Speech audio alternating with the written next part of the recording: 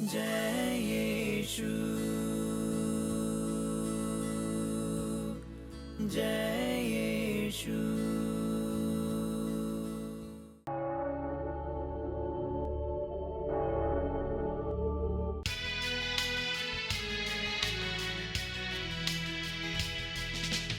यीशु यीशु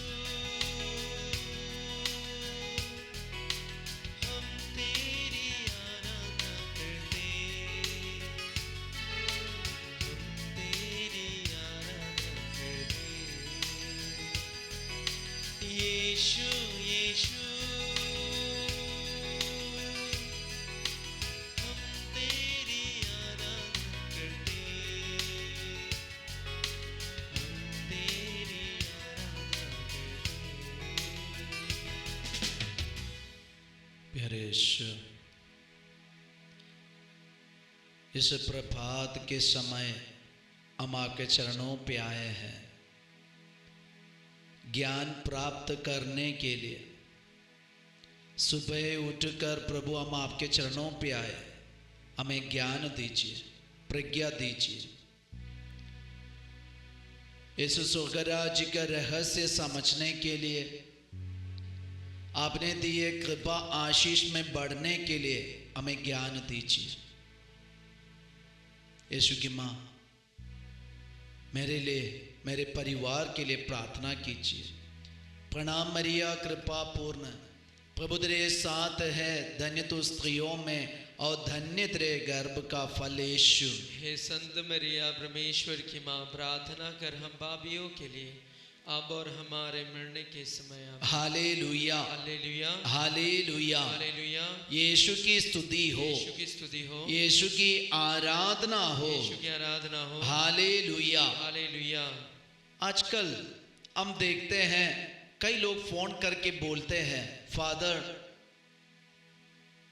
हम इतना पढ़े लिखे हैं फिर भी कई गलत बातों में हम फंस जाते।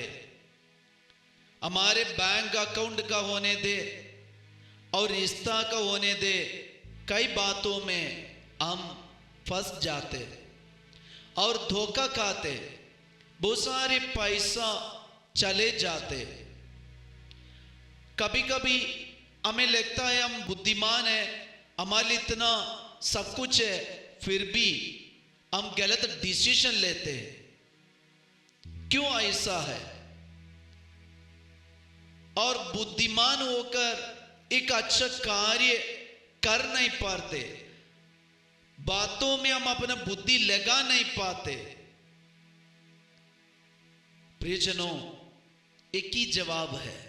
सूती ग्रंथ अध्याय 9 वर्षेंगे 1 से 6 तक,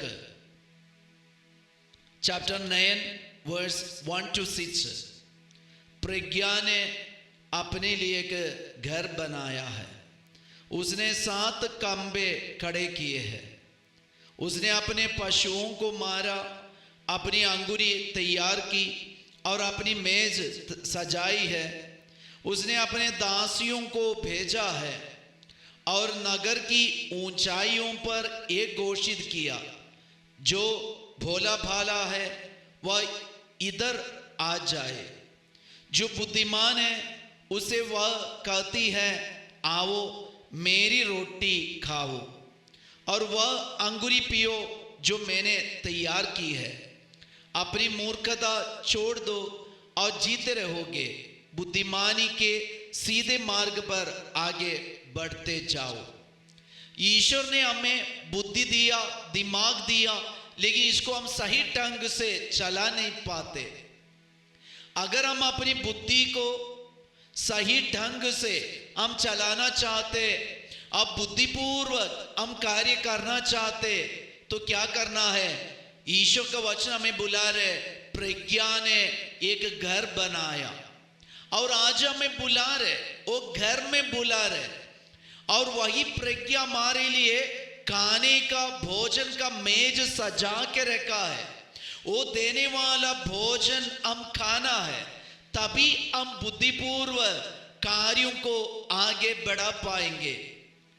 मुझे दिमाग है, मैं पढ़े लिखा एक व्यक्ति हूं, ये सिर्फ बोलने से हम बुद्धिपूर्वक कार्य नहीं कर पाएंगे।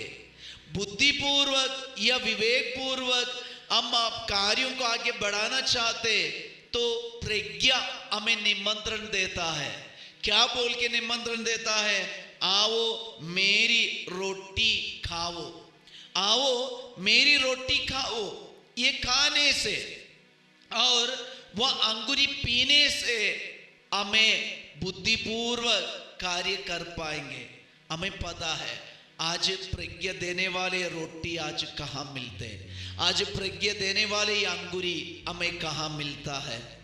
प्रियजनों, हम अनपढ़ है बोल के, अज्ञानी है बोल के मिसा बलिदान से हम दूर जाते तो हमें प्रज्ञा तैयार करके रखा ये रोटी और ये अंगूरी हमें नहीं मिलेंगे।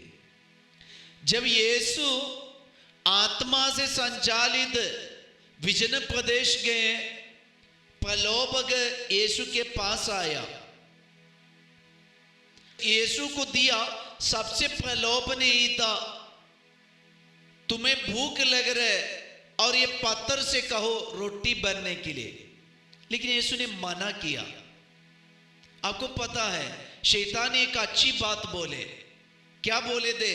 आपको भूख लग रहा है और मनुष्य रोटी के लिए तरसते हैं। हमें पता है बहुत सारे लोग आज गरीब है और रोटी के लिए तरसते, रोटी के लिए इतना मेहनत करते। तो शैतान ने अच्छी बात बोले कि यीशु को बोला कि ये पत्थर से रोटी बनने के लिए और लोगों को भी खिलाओ। लेकिन यीशु ने चमत्कार नहीं किया, यीशु ने चमत्कार नहीं किया। यीशु चमत्कार करने के बदले यीशु ने शैतान को एक बात समझाया, देखो अगर मैं ईश्वर के बिना मनुष्य को रोटी देता है, वो रोटी मनुष्य के अंदर जहर बन जाएंगे। अगर मैं ईश्वर के बिना सिर्फ पत्थर देने वाले, ये मिट्टी देने वाले रोटी देता है, वो उनके लिए लड़ाई करेगा, उनके अंदर क्रोध का, गुस्सा का, लड़ाई का, स्वार्थता का रोटी बन जाएगा। मतलब ईश्वर के बिना जो रोटी देता है वो रोटी मनुष्य के अंदर जहर बन जाएंगे। वही यीशु कुछ दिन के बाद जब लोग यीशु के पास आए, हजारों हजारों लोग यीशु के पास आए और वे भूखे प्यासे थे। यीशु स्वयं शिष्यों को बताया, तुम लोग ही इसे रोटी खिलाओ, इसे भोजन खिलाओ। तो यहां यीशु रोटी का चमत्कार करते। यीशु ने वो रोटी हाथ में लेकर धन्यवाद की प्रार्थना पड़ी और बहुत सारे हजारों हजारों लोगों को यीशु ने खिलाया। जब शैतान बोला यीशु ने चमत्कार नहीं किया, लेकिन जब लोग यीशु का वचन सुनने के लिए प्रज्ञा के पास आया, यीशु ने उन्हें रोटी खिलाया। प्रिय भाई और बहन, जानना जरूरी है कौन सा रोटी हमें चाहिए, शैतान देने वाले रोटी या यीशु देने वाले रोटी। अगर हमें प्रज्ञा की रोटी चाहिए तो प्रज्ञा हमारे लिए सब कुछ का प्रबंध करके रखा है, हमारे लिए मेज को सजा के रखा है। वो मेज के पास जाने से हमें मिलेगा प्रज्ञा देने वाले रोटी, प्रज्ञा देने वाली अंगूरी। और ये रोटी खाने से, ये अंगूरी पीने से फायदा क्या है? वचन में लिखा है, बुद्धिमान के सीधे मार्ग पर आगे बढ़ पाएंगे। हमारी बुद्धि के मार्ग पर हम आगे सीधे चल पाएंगे। इसलिए ये रोटी आज भी, ये अंगूरी आज भी हमारे लिए अवेलेबल है। हम अपनी बुद्धि लगाए, विवेक लगाए और दिमाग लगाए, वही रोटी, वही अंगूरी पीने के लिए हम अपने हाथों को जोड़े।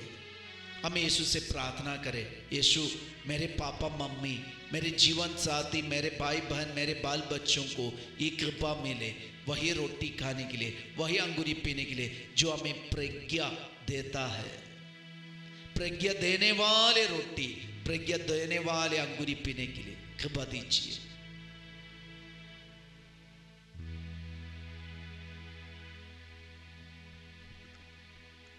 पिता पुत्र और पावन आत्मा सारे दिल से आराधना। पिता पुत्र और पावन आत्मा सारे दिल से आराधना। सारे दिल से आराधना। सबको जय Yeshu. Have a nice day.